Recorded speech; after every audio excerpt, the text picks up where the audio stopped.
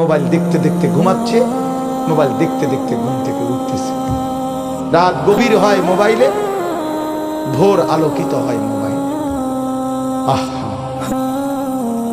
প্রিয় নওজোয়ান, আল্লাহ পাক তাইলে আমাদেরকে জন্য সৃষ্টি করেছে।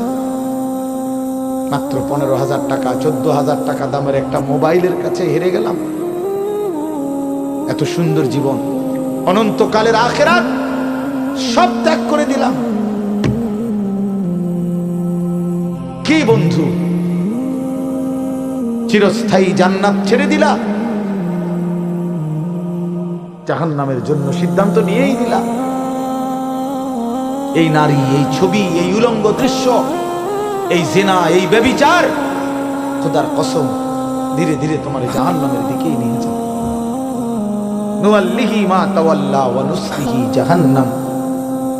আল্লাহ বলছে, যে বান্দা আমার রাসূলের বিরুদ্ধাচরণ করবে এবং আমার ঈমানদার বান্দারা যে পথে চলে তার উল্টো পথে চলবে, আল্লাহ বলেন আমি তাকে সেই উল্টো পথেই চালাবো এবং একদিন সত্যি সত্যি আমি তার জাহান্নামে ফেলে দেব।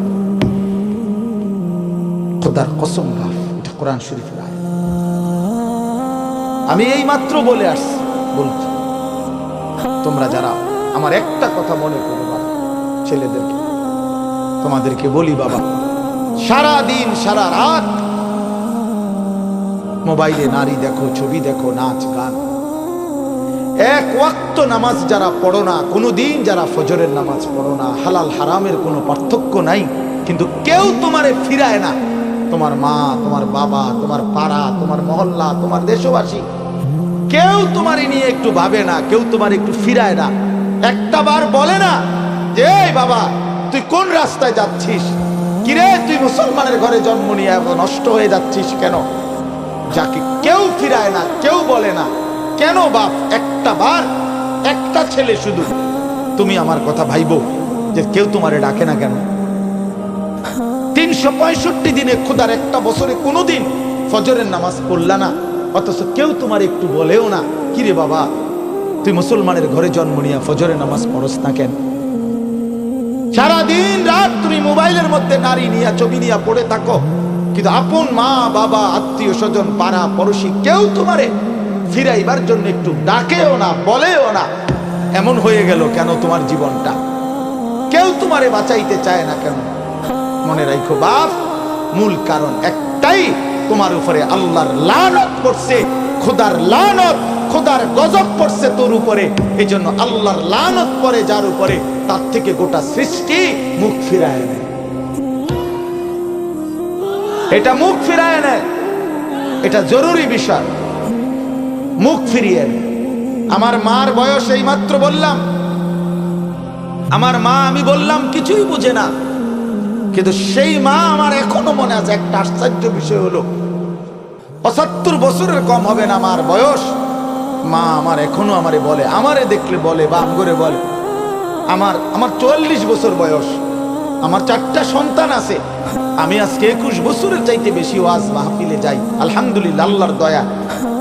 কিন্তু কসম আল্লাহ, মা এখনো আমারে বলে ফুত নামাজ পড়ছো,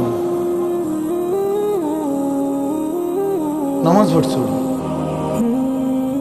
আমারে সব সময় বলে মা ফুত চাইও, মানুষের কত আনে মাহফিলে যাও, মানুষের লগে চাইও, টাকা পয়সা লইয়া ঝামেলা করো না। কতবার যে কইছে এই কথা, এটা মা আমারে আমার জীবনে। কিরে বেটা, আমার 75 বছরের মা তো, আমি 44 বছরের ছেলে, আমি আমারে আজও ডাকে, তোরে কেন ডাকে না? তোর উপরে কোন খোদার লানত পড়ছে বেটা?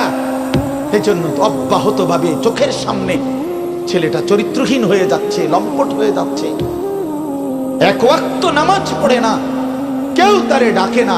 আহা, কেন এমন হয়ে গেল বাপ? তুমি এত বড় বঞ্চিত হইলা কেন? বলো ভাইয়া, তুমি মনে করছো তুমি সুখের সাগরে হাবুডুবু খাচ্ছ? না ভাইয়া, তুমি তো ধ্বংসের সাগরে হাবুডুবু খাচ্ছ। তুমি তো ভাবছো তুমি বড় মজায় আছো, তোমার মাথার উপরে কারো ছায়া নাই, আসলে তো তোমার উপরে খোদার লানত। এই জন্য কেউ তোমারে ফিরাইবার চাচ্ছে না, এই জন্য বিবেক থাকলে আমার এই কথা ভাই, বিবেক থাকলে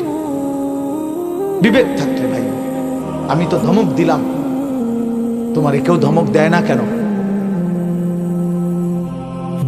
কেন ধমক দেয় না? তোমারে কেউ ফেরায় না কেন?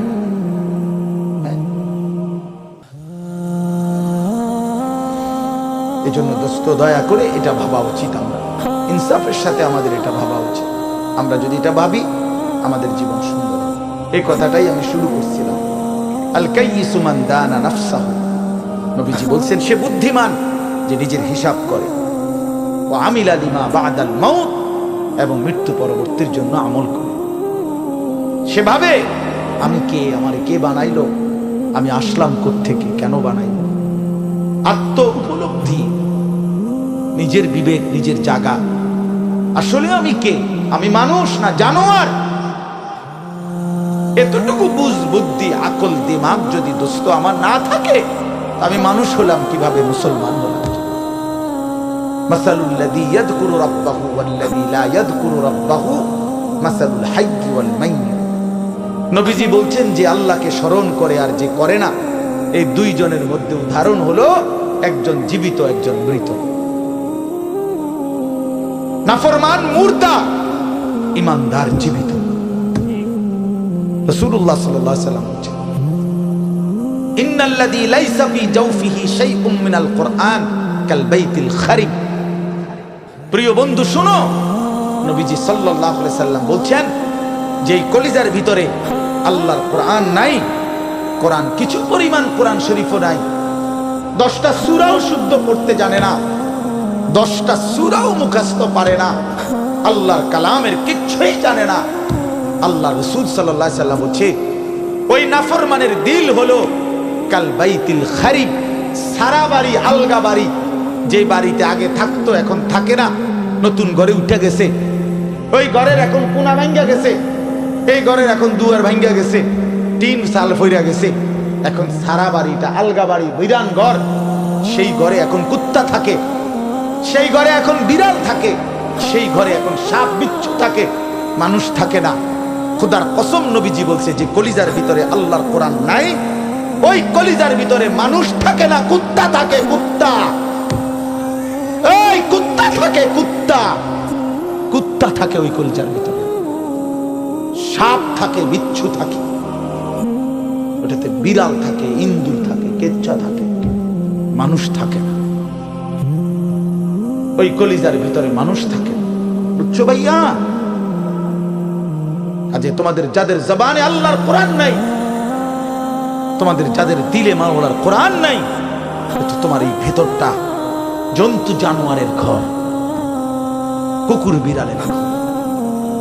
আচ্ছা আরো শোনো মিয়া, কোরআন শরীফে সূরা আরাফের মধ্যে আছে কোরআনের আয়াত, ওয়াত্তাবা হাওয়াহু ফামাসালুহু কামাসালিল কালব। সরাসরি কোরআনের আয়াত, সরাসরি কোরআন শরীফের আয়াত। আল্লাহ তাআলা বলছেন যে মনের ইচ্ছা মতো চলে, মনের চাহিদার অনুসরণ করে, আমার মনে যা চায়। কেন নামাজ পড়ো না? তোমার মন চাইছে দেখে। আর কি কারণ? তোমার মন চাইছে, তুমি পড়ো না। কেন সারাদিন নারী দেখো, ছবি দেখো? তোমার মন চাইছে, এই তো না, আর কি তো কিছু না।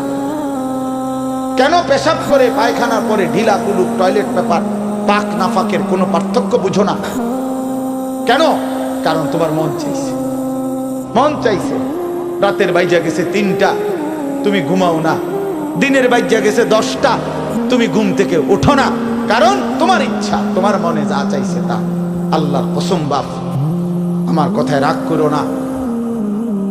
আল্লাহ তাআলা কোরআনে বলছে এরকম মনের ইচ্ছার যে অনুসরণ করে, মনের যা চায় তাই করে, আল্লাহ বলছে তার উদাহরণ হলো কামাসালিল কালব, কুত্তার মতো, কুত্তার মতো, কুত্তার মতো, কুত্তার মতো, কুত্তার মতো।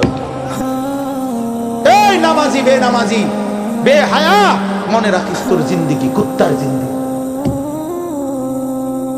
তোদের যাদের কপালে সেজদা নাই, তোমাদের জীবন কুত্তার জীবন, মনে রাখো, কুকুরের জীবন এটা। কামাসালিল কালব। ওই হারুন কই কও কামাসালিল কালব, কালব অর্থ কি কও বলো? এরা তো সব আমার ছাত্র, হারুন, এই যে রবি, বলো।